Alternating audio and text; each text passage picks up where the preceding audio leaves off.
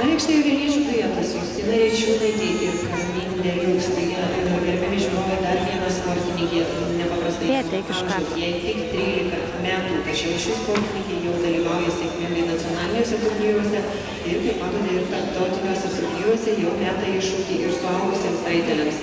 Na, o Lietuvos čempionate, kuris buvo organizuojamas šiemet, laikinus laimės ši raitelė stiliaus konkurencija pirmąją, o finalinėse varžybose aukšta 4. vieta.